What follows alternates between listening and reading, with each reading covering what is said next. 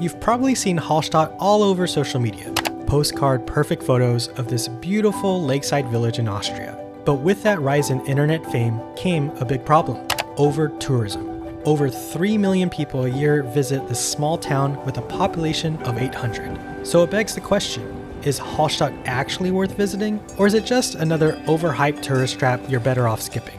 To find out, my friend Natalie and I visited Hallstatt on day 3 of our 12-day road trip through Austria and Bavaria. In this video, I will highlight 4 activities we did, including a tour to the oldest salt mine in the world, break down how to get there by car, bus, or train, and share 3 must-know tips to help make the most of your trip.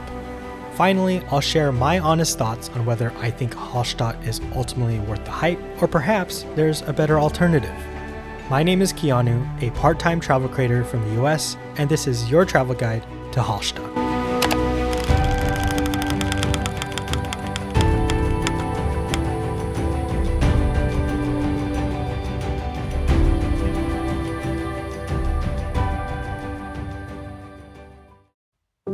Let's start with my list of 4 things to do in Hallstatt, and I'll share them in the exact order we completed them. Activity number 1. Breakfast at Sea Cafe Hallstatt. Start your morning with a lakeside breakfast at Sea Cafe Hallstatt. It's the highest rated cafe in town, and the views of Hallstattersee and the main town square are picture perfect.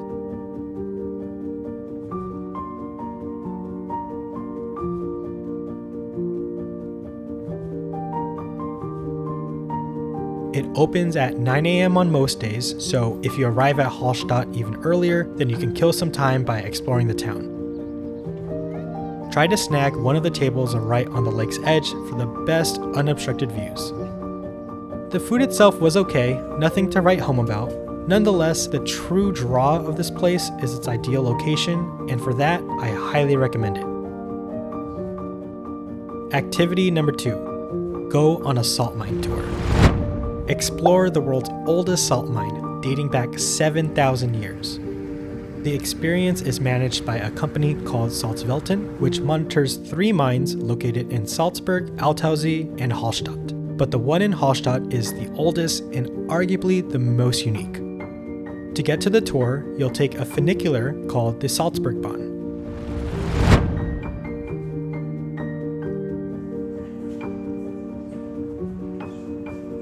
At the top, you'll walk another 10 or so minutes to reach the salt mine.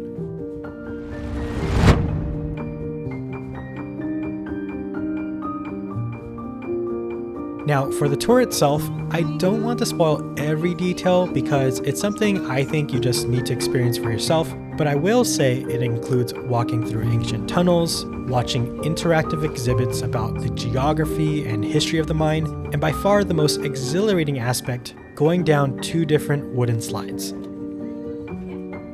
Our tour guide was the last one to slide down, and she smoked everyone.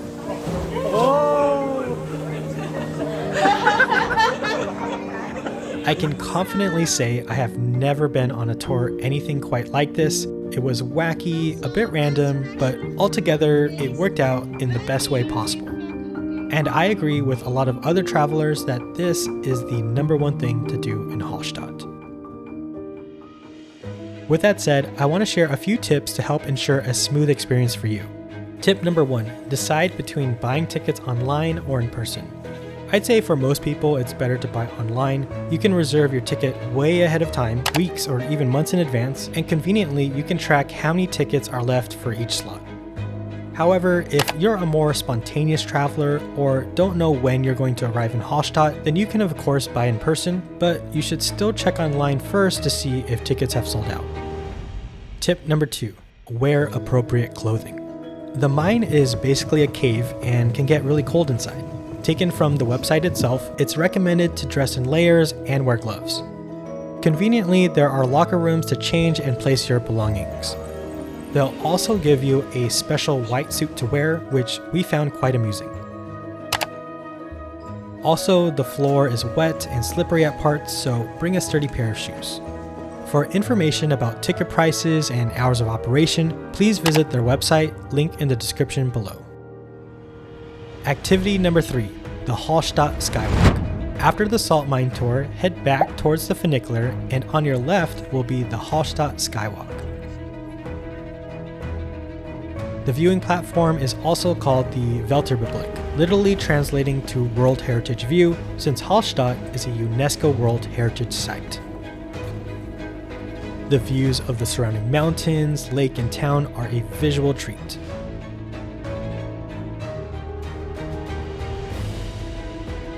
If you don't want to spend money for the funicular, which is included in the salt mine tour, then you can technically hike here, but taking the funicular is by far the quickest and easiest way. Lastly, you can eat lunch at restaurant Rudolfsturm in this yellow building for a bite with a view, and surprisingly, the prices are reasonable. Activity number 4, sightsee in Hallstatt. So this is an obvious thing to do. Of course, you're gonna walk around the village, but there's a few things I want to highlight. You can't miss the main town square Marketplatz. It's lined with colorful buildings, all with flowers hanging from the balconies. It'll feel like you're in a fairy tale. What's more, we enjoy gelato here, which made for the perfect snack on a hot, humid summer day. Remember when I said social media has popularized this place? Well, that famous viewpoint for all of those Instagram posts is located here. While undeniably a great view, I felt like the view was overhyped. Anywhere you look in Hallstatt is stunning, so I wouldn't say that this specific spot was a notch above the rest. Another popular thing to do is rent a boat. It's relatively cheap, and you can either operate an electric boat or pedal a swan-shaped boat. Lastly, souvenirs. You can't miss them. There's a string of souvenir shops on the lakefront. As always, I got a magnet for my own magnet collection, and I was a happy camper. Next, let's talk about transportation. How do you get to Hallstatt? The quickest and easiest way is by car, which is what we did. There are 2 main parking areas, P1 and P2. I recommend P2 since it's closer to the main attractions, including the funicular. I also recommend getting there early because parking fills quickly. For reference, we arrived at 9 a.m. on a Tuesday during the peak summer season. There's an electronic board that tells you how many spots are left available, and there were 37 spots left in P2. If P1 and P2 are both full, then you could park at P4, but it's a 30-minute walk to Hallstatt one way along a busy road, so you'll want to avoid that if you can. Now, if you're limited to public transport, then here are the most direct ways on how to get here. If coming from Salzburg, you should take a bus to Bad Ischl, a train to the Hallstatt stop, and then a 10-minute ferry. Overall, it's about a 2.5 to 3 hour journey. Vienna, luckily, has a direct train to Hallstatt, but you still need to board the 10-minute ferry. Overall, it's about a 3.5 hour to 4 hour journey. Next up are my 3 biggest tips for visiting Hallstatt. Tip number 1, save money by finding accommodation elsewhere. As expected, the popularity of Hallstatt is reflected in its prices. Accommodation in Hallstatt can cost twice as much compared to pretty much everywhere else. If you want something close, then consider Obertraun. It's just a ferry ride away. If you want something more centrally located with good public transport options, then consider Bad Ischl. Tip number 2, allocate enough time for your visit. I've watched a few other YouTube videos that claim you can see Hallstatt in just a couple hours, and I'd say that's true only if you walk through the town, but if you do all the activities like the salt mine tour and take a boat on the lake, then I'd consider this a full day trip, especially if you're getting here by public transport or like to take things leisurely. Tip number 3, be mindful of where you're visiting. Again, Hallstatt is a UNESCO World Heritage Site, and people do in fact live here. With 10,000 tourists a day and only 800 residents, it's important to respect their space. I've seen articles where local residents have complained about noise pollution.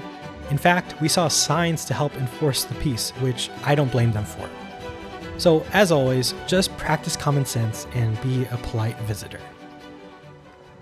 So the big question, is Hallstatt, the Instagram famous village, worth visiting? This might be a hot take, but I'm actually gonna say no, for the most part at least.